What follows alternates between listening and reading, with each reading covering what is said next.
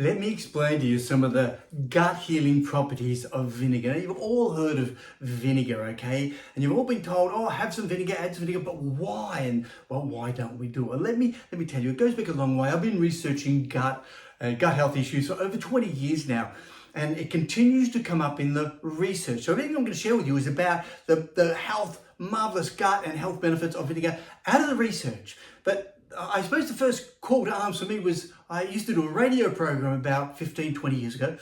And when I mentioned apple cider vinegar and that, people have taken it, all the long-lived cultures around the world and all the healthiest people, have always consumed apple cider vinegar. Hippocrates 2,000 years ago talks about the benefits of apple cider vinegar. Some people went back and tried it, and a week later after the radio program, they rang up and we had the best response we've ever had.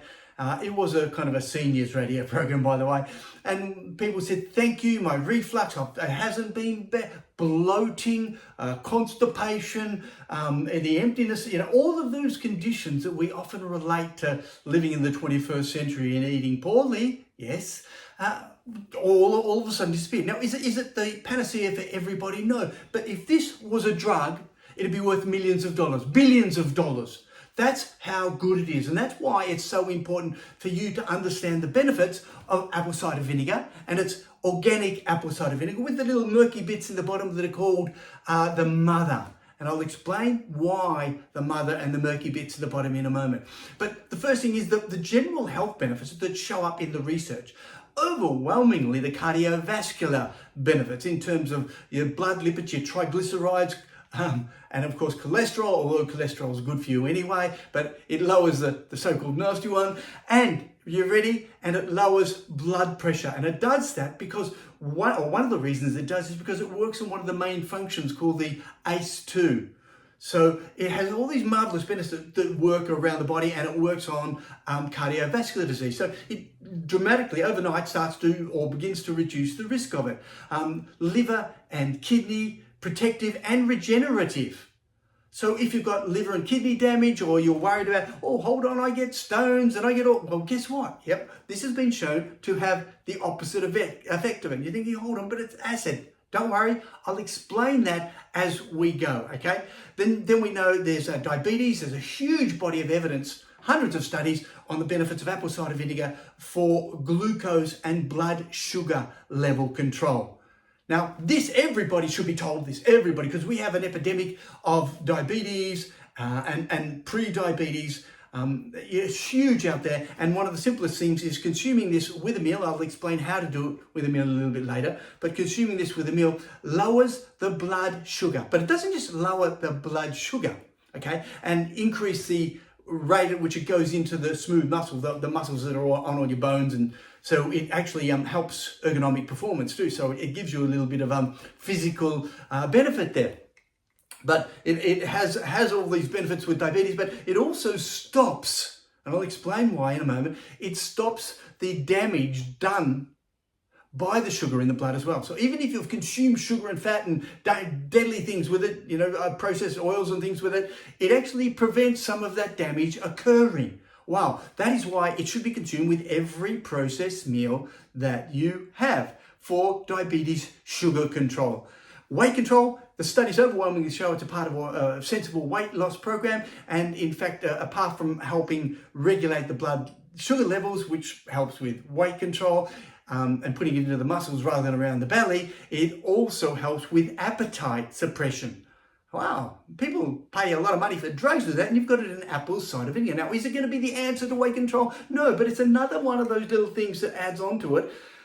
As I've said, the ergonomic benefits, it helps the physical performance when you're doing things like that. We've also found that it helps with eyes. There's a couple of studies I found to do with cataracts, reducing the risk and or preventing the progression of cataracts. And I'll explain some of that in a moment. And here's a good one for the younger parts of the population out there.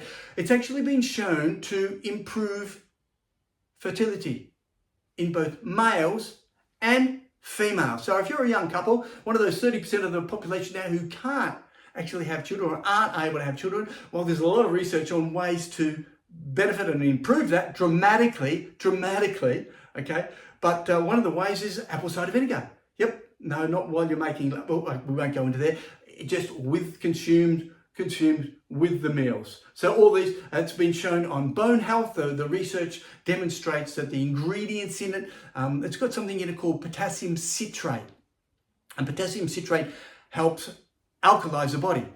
It acidifies the stomach, but apple cider vinegar alkalises the body, which is what you want it to do. And the potassium citrate and other factors in here, the minerals and the enzymes and other bits and pieces, actually help with bone resorption and preventing, literally stopping bone loss and osteoporosis. So it's a win-win situation. Immunity, it helps with immunity. Lots of studies, because again, most of your immune system is around your gut, and because this had such a positive effect on the gut, which I'll show you in a moment, it benefits immunity across the board. And of course, the final one that I found research on, a growing body of research now, is in mental health, particularly with the development of dementia and Alzheimer's.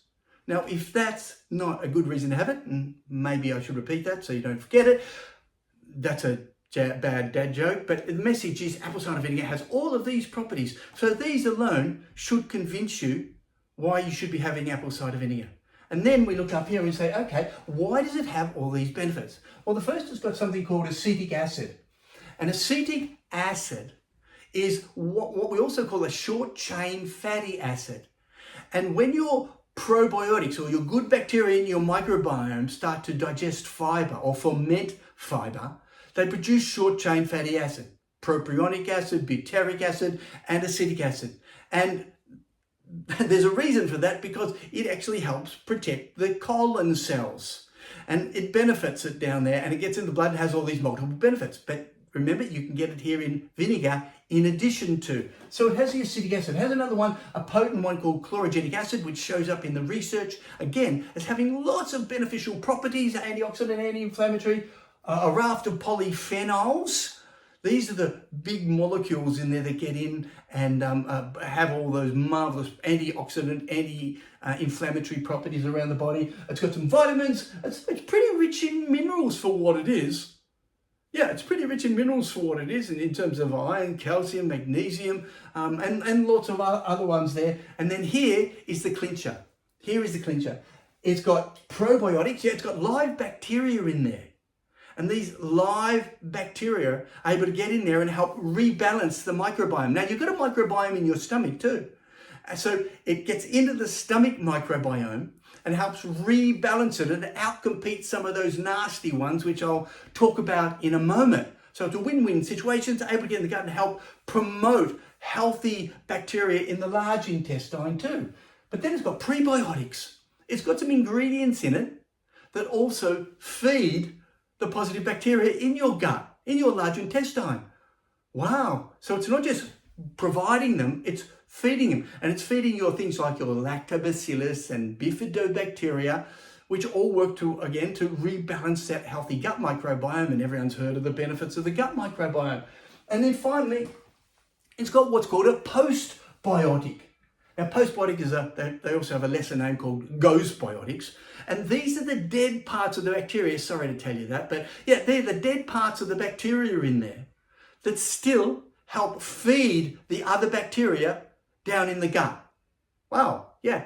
See, they realize that even if you had consumed some dead probiotic powder or dead yogurt or something that had been irradiated or heated, it still had some benefits. So they investigated and found that some of those dead component parts become a part of the food cycle in the large intestine, and as a result are part of growing a healthy microbiome in your large intestine. So probiotics, prebiotics, and tell everyone about the postbiotics, because no one really knows what that is yet. So we've got all those benefits. And now as a result of that, it's antioxidant, anti-inflammatory, antimicrobial.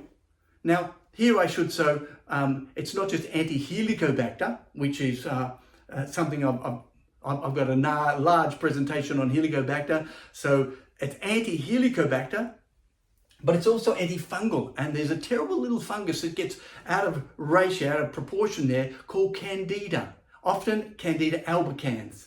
And Candida albicans grows up and you end up with thrush, oral thrush, digestive thrush, reproductive, vaginal thrush, all the way through the body, also on your outside, on your skin and so on. And one of the simplest strategies, and overwhelmingly dozens, if not hundreds of studies show the benefits of apple cider vinegar in controlling the fungal disease Candida, and other ones as well, by the way. And of course, it's also been shown to have some anti-cancer properties.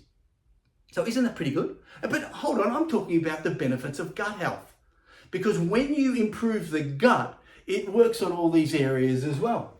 But the research shows, right, because of the probiotics that they've got in there, it helps with the rebalancing the stomach microbiome. You've got a microbiome everywhere. You've got it in your throat, in your mouth, on your skin, everywhere, trust me. And as a result of that, it rebalances the stomach microbiome to be one that reduces your risk of stomach cancers. So that's a pretty good idea, isn't it? And as I said, it makes it inhospitable for Helicobacter pylori, that nasty one that causes the ulcers and cancers and so on. It also helps, as I said, redevelop or repopulate the gut microbiome, and as a result, look after the gut microbiome. But the research shows that things like acetic acid, chlorogenic acid, and the anti-inflammatory, antioxidant properties of it also help heal the gut lining. Now, if you've had any damage, and you do virtually every meal, and if you've got any conditions ready from reflux to something called small intestinal bacteria overgrowth or IBS or IBD, acetic acid is absolutely fantastic in terms of starting off that healing gut process. Now, the other aspect is when you have apple cider vinegar, it stimulates your own body's or your own stomach production. Because of the acid and other ingredients in it, it stimulates your own stomach's production of enzymes, in particular to break down proteins, these are called proteases, and to break down fat. So it helps kickstart the digestion of foods in your stomach, simply because it stimulates the release of enzymes. Now, as a result, okay, it helps with gastric emptying. Wow. So people who have had reflux, for example, or other conditions where they feel their stomach is full. Gastroparesis is when it kind of, it always feels like it's full in there. You've had a meal even an hour or two later and it's still feeling full in there. Well, this actually helps empty it. And I'll explain why in just a moment, why that happens. But it helps with reflux. Overwhelming studies show it helps with reflux. And again, you'll see why in just a moment that it helps with reflux. A study shows that it helps with constipation. So in the studies where they had people who were taking some medication which was leading to constipation, they also ended up recommending to them to take apple cider vinegar because it got everything moving through the system a lot better. A lot of people say to me, what do you do with constipation? Now, while I will have a constipation video up for people so that they can see what really happens in there and what you can do, because there are really simple solutions. At the moment, the first thing is to get onto some apple cider vinegar. Now, that also reminds me, look, if you like this content, because I am very science-based and this is from the journals, please share it with your friends. Please help me get this out there. Subscribe to my channel, and as a result, I'd love to be able to get up there and get out more of this information, particularly around the gut health.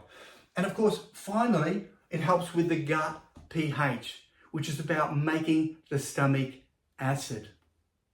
To understand how vinegar works, you've got to understand the pH scale. It goes from 0 to 14. 14 at the top is drain cleaner, hence why it is very effective, because it's a really strong alkaline substance. The opposite to the acids, okay? Just below that, you've got bleach. We go down here to about 9, and you've got bicarbonate. Very important to remember that number. 9, it's got a pH of 9, so it's still very alkaline.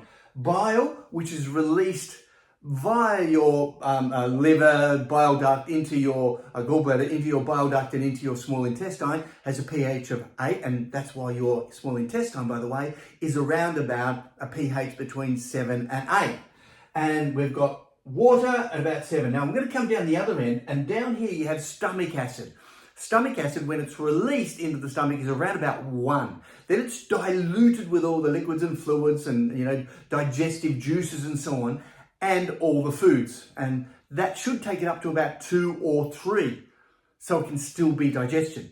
However, if you have a really big meal, one that's got all those over-processed foods in there, and no veggies, and no raw veggies in particular, and nothing that's going to help acidify it. You're taking it up to about 4 or even higher to 5. And that means it's going to sit there undigestible. Your body's going to say, well, hey, it's not digested. I'm not going to let it out the bottom. I'm not going to, I'm not going to actually close up the top properly because I don't know what's going on. And as a result, you get the reflux, you get the sitting in the belly, the gastroparesis, you get all of those other conditions linked with it as a result of that big meal. That's why you take vinegar, which has a pH of around about 2, and great for acidifying the stomach, as well as all the other benefits we're already showing you here. Orange juice, 3. And of course, if you take the pharmaceutical medications like the proton pump inhibitors, Zantac, PPIs, and the hydrogen ion blockers, well, they stop you producing acid in the stomach, which is the exact opposite of what you want to do. They get rid of the symptoms because you can't have acid reflux because you don't have the acid, but none of the systems then work as a result of it, and there are deadly long-term consequences. So with that understanding, okay, we then walk over to the other side and we say, okay, what is it? What are the functions of that pH in the stomach? What does it really do? Well, the first thing is it digests everything. When you've got a pH of 2 to 3, it improves digestion. Everything digests faster and quicker. That's what the pH is about. It speeds up chemical reactions or slows them down according to what's the ideal chemical reaction pH. And so we've got minerals, iron, zinc, calcium. All of those minerals are actually digested at a pH of about 2 to 3. They're broken apart from that matrix in the food that's holding them. Or your B vitamins, B6, B12, which is folate, and another one called biotin. They're released when you have a pH of 3. Now, if you don't have that, then you're not getting your minerals and you're not getting your B vitamins. Hold on, aren't we told you're B vitamin, you're folic acid deficient, you're iron deficient, and well, hold on. Do you mean to say if we acidify our stomach, we will get more digestion and therefore more absorption? It's common sense and really good science. Your proteins. Now, your proteins are broken down into amino acids, okay? And your proteins are primarily, there are 2 factors in there. When they're in the food matrix, they're in these really tight balls, okay? And when you have a pH of around about 2, it opens them up. And as it opens them up, it exposes the surface area, and you can then get the enzymes to start digesting the proteins. And then they break them into the amino acids. And these amino acids do everything. They're the neurotransmitters that keep you moving, all the things. They're the skin collagen, all of the things, all the working molecules in your body involve these enzymes and amino acids and so on. They are so critical, so critical. Now, the other thing is for it to be digested, even when it's opened up, for it to be digested, it needs an enzyme called pepsin. And guess what? Pepsin's ideal pH range is 2. It'll work up to about 4 or 5, and then it really slows down. But the ideal is a pH of 2. So when it's really acid, pepsin can get into those bits and break them down, and you get all the amino acids and you get all the nutrients. So all these people who are deficient in nutrients, serotonin, for example, melatonin, you can only get them if you get the amino acids and minerals being digested. This is basic information that unfortunately we haven't been able to share because of the pharmaceutical industry. So then you've got what as the other factor, then you've got protection. If you've got a strong stomach acid, it offers protection. It breaks down some of the toxins that you eat, and we're eating toxins every day, by the way, yeah? And it breaks down your proteins and allergens. Now, what happens is if a protein, let's say casein out of dairy or gluten out of your grains, isn't broken down in your stomach, it's not digested, it goes through your small intestine, into your large intestine, and it ferments. Yes, it ferments. And fermentation creates a whole raft of other toxic compounds and a lot more bad smells and so on along the way. So if you're not getting that, then they're not being broken down properly. And what that means is that it's much more likely to increase an allergenic response and reaction. So the unbroken proteins, the undigested proteins, can cause more allergies in the gut, which is one of the reasons they hypothesize for the increase in allergies. Now, there are lots of factors in there, but that's another one. So it breaks down those big proteins, which become, even peanut, for example, peanut allergies is caused by a peanut protein. not being broken down in the stomach, then guess what? It can set off triggers. So coming back here, and the third one in terms of the protection is microorganisms. Your pH is the only thing between this outside environment with all those microbes, the millions and billions and trillions of microbes, bacteria, viruses in this day and age, fungi, all the other ones out there. It's the only barrier, and it's a barrier that sits here and it says, okay, I'm the acid in the stomach. I'm not going to let anything through. I'm going to burn a lot of it. I'm going to destroy a lot of it.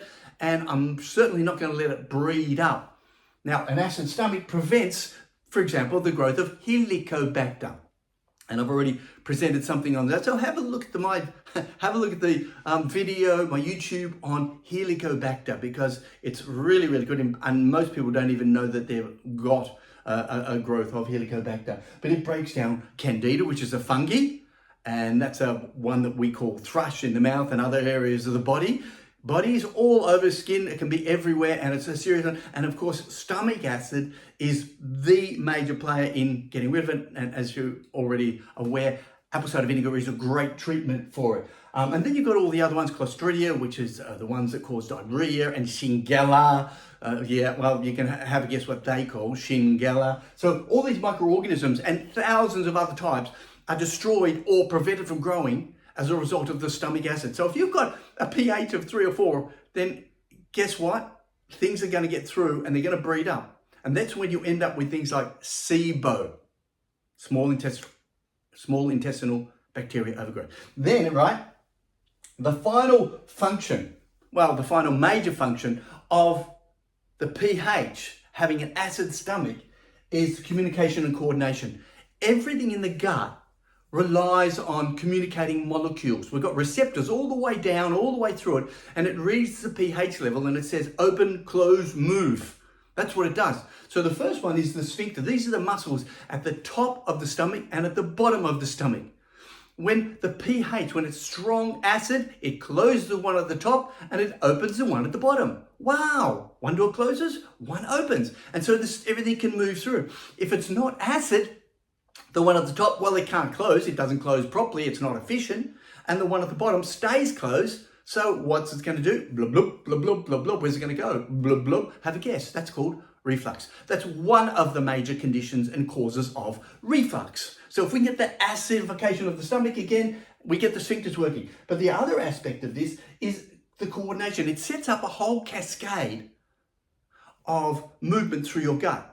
So the first thing is it triggers off the release of bile in your small intestine. Wow, hold on, that's pretty cool, isn't it? Then it triggers off, so the pH triggers off the release of enzymes to start getting ready for the digestion of the foods, because it's saying, hey, I'm acid again, the food's going to come through soon, here it is, sets this trigger off, gets all those things happening in there. It also then triggers the release of sodium bicarbonate, your own personal brand, in your small intestine, and it releases that.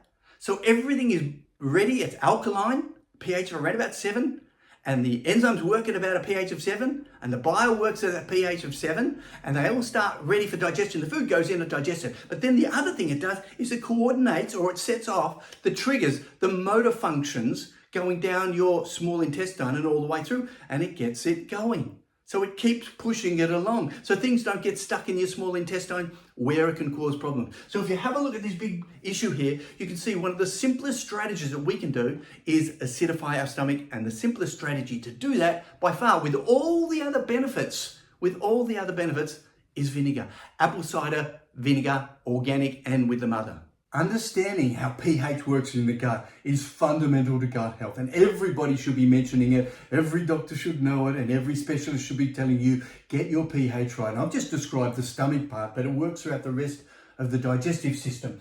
So the question is, how do you take apple cider vinegar? It's really, really simple. First of all, 5 to 10 mils. Now that's about 1 or 2 tablespoons mixed in to a half a glass or a third of a glass of water. Put in there, I just put a little bit on the bottom, I mix it around, and down it goes. Now, what's really important here is I consume it with a meal. For most of the digestive benefits you get when you consume it with a meal. So a little bit in the bottom, mixed up with some water, And you're going, hold on, it's going to dilute the pH just a little bit. Don't worry, but you're going to get all the other benefits I've talked about and the pH benefit as well. So you dilute it in the water and down it, preferably with a meal. Now, you can also have it in between meals. So if you've forgotten to have it with meal, and remember, it improves and helps with your digestion, so that's why you have it. So virtually any processed cooked meal, you should be having this because your body finds it hard to produce the hydrochloric acid enough to digest all of the food. So we come back to here. So we've got the couple of spoons that go mixed in with the water. If you have it in between meals, it's also been shown to have some blood sugar, diabetic benefits as well, in terms of cardiovascular and metabolism as well. So you can have it in between meals as well, but for the digestive benefits, you know, all the things I've already mentioned to you, have it with a meal. So that's pretty simple. That's apple cider vinegar. The next one is sodium bicarbonate. This is what you all find, and by the way, this will a bottle like this will last you about 2-3 months. So it's going to cost you about 5 cents. Even cheaper, oops, no brands there, is sodium bicarbonate. I don't get any kickback, by the way, on any of these. Sodium bicarbonate, this is even cheaper. This costs about $3.50 and will probably last about 6 months. And how I have that one, by the way, is a half a teaspoon mixed in water first thing in the morning, away from meals and away from vinegar. Oh, some people said, because I've been telling people to do this for about the last 20 years, people say, but can I mix it together with the, vinegar or the lemon juice? And the answer is no, because an acid and a base makes a salt and lots of carbon dioxide, so you'll be burping and oops, even at the other end, causing problems up there. And you don't want that, okay? You don't want that. So you have the sodium bicarbonate first thing in the morning when you wake up. Why? Because sodium bicarbonate has lots of benefits as well. And it's just a half a teaspoon mixed in with water first thing you wake up. Some people say they have it after a meal, but that's only to alkalise the stomach, and that's what you don't want. You don't want that. You want to acidify the stomach with the food. But when you mix sodium bicarb with water and have it first thing in the morning, it goes on literally what I call the water freeway.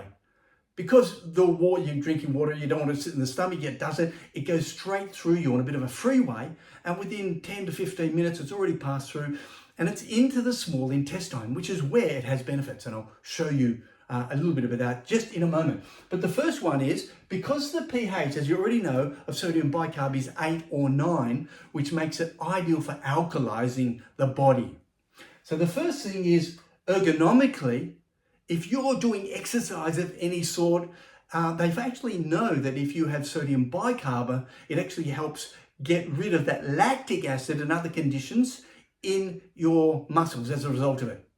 Wow. Hold on. So they know that it actually improves athletic performance. Now they know this in horse racing too. That's why sodium bicarbonate is an illegal drug in horse racing. Yep, they're not allowed to use it because it is so effective at improving the horse's performance. Wow, how simple is that? Coming back then, so the ergonomic performance, and here's a great one that a lot of people don't understand, but it's called SIBO, small intestinal bacteria overgrowth. And this is often a bloating you get around it, just under your stomach, and it often begins about 45 minutes later after a meal, but can go on for a long period of time. And for some people, they are almost permanently bloated and they'll have a belly out here, even though they're not eating much.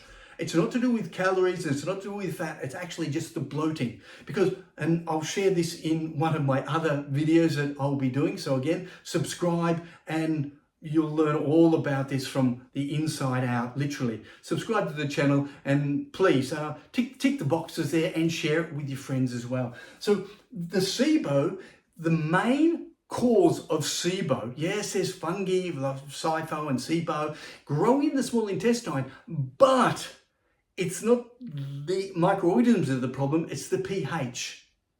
See, they can't grow if you've got an alkaline pH. So what we want to do is alkalise it. How do I know this? There was a study done about 20 years ago. One study. And they had mice with SIBO. And all they did was inject it in some sodium bicarbonate and the SIBO disappeared overnight. Straight away, within seconds in fact, it started to disappear. Wow!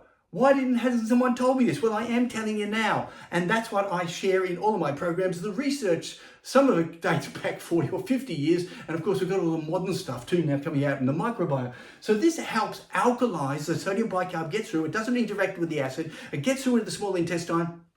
And it alkalizes the small intestine, which helps with SIBO. There's many other things you can do with that. Stay tuned for that, as I said, for the next one, or one of the ones I'll do on SIBO and reflux and so on. But absolutely brilliant for SIBO and those conditions. Now, the final reason it's brilliant is because it's alkalizing. It's alkalizing to the blood. Now, the vast majority of the modern day population living in the 21st century, consuming even moderately good, healthy foods, you are acidic. Not your stomach, your actual muscles and your blood and all the tissue inside. And the pH has to be at a really precise level. And your body balances it out. And it does that, and it has what's called a sodium bicarbonate store. Now, you can test that by checking on your saliva in your mouth. If you get some pH strips from the chemist, you just put it on a spoon, bit of spit on the spoon, put your pH strip in and see what it is. It should be about 2. Test it. Test it, please, for your own sake. Oh, and again, I'll elaborate on that in another video. But this alkalizes your blood. So first thing in the morning, you've had it, it starts to alkalize your blood. And as you're moving around, you're producing a lot of acid and so on. And as a result, it balances it out. It's a great, simple solution to it. I should also say that if you've got SIBO, one of the things that you may have is a bit of brain fog and muscle fatigue. And now that's often caused by D-lactate, which is an acid. And this, one of the things that sodium bicarb does, first and foremost, is it alkalizes the blood and stops the damage being done by the D-lactate. Now, how do you have this? I've already described. This, you have a half a teaspoon of sodium bicarb mixed in with water first thing in the morning. Well, apple cider vinegar is absolutely fantastic for the gut and your health. There's a couple of conditions that you need to be made aware of where you shouldn't be taking it or managing how you take it as well. And the first one of these is called LPR. It's called LPR because its real name is laryngopharyngeal reflux. And what it is kind of like a dry reflux. People constantly clearing their throat. You'll see it and sometimes it'll just be every couple of minutes or something they do that. Usually they're trying to clear out the mucus or the phlegm that's in the throat. Now what happens with LPR, and this is great for everybody to know because most people don't even know the disease exists or the condition exists, is that some pepsin from the stomach gets embedded in the cells, in your throat, in your esophagus, and when there's a little bit of acid in there, it activates the pepsin, or at least this is a theory, it activates the pepsin, and as a result, it causes oxidation, inflammation, and then your body, to protect it, produces mucus, so you go constantly. So with LPR, the last thing you want is to have anything acidic. Now, the reality is the best treatment for this is alkaline water, a pH of at least 8, but preferably 10. So it has to be very, very alkaline. That's why a little bit of sodium bicarb mixed in water first thing in the morning is very helpful, as I've already mentioned. Late at night, well away from food and well away from any vinegar, okay? So that's when it comes in very, very handy. You can do some mineral waters, but you need to be at least a pH of 8 because pepsin is still active up until about a pH of 8. So that's the first one. Now the second one is if you've got a stomach ulcer. Now in that case, you would probably tolerate a diluted form, but you need to be aware of that. And best to ask a physician in that regard. The message is simple. For the vast majority of people, it's going to be a benefit. And of course, once you clear up the LPR and you don't have stomach ulcers, vinegar is great. Now, if you do have LPR, you can get vinegar in a capsule. You can also get an alternative called HCl. HCl betaine, it is, and there's a BET, okay? And now, the advantage of this is that it's in a capsule and it gets straight into the stomach, so it won't cause irritation. The disadvantage of this is it just doesn't have all those other properties of apple cider vinegar. But it is a substitute for increasing the acidity, and we'll talk a lot more about that when we talk about gut pH and the pH through the whole digestive system. Please, While you're here, subscribe to my channel, share this with people. The information is the most current science out there, and I'd love to be able to share more with more people. Thanks, guys.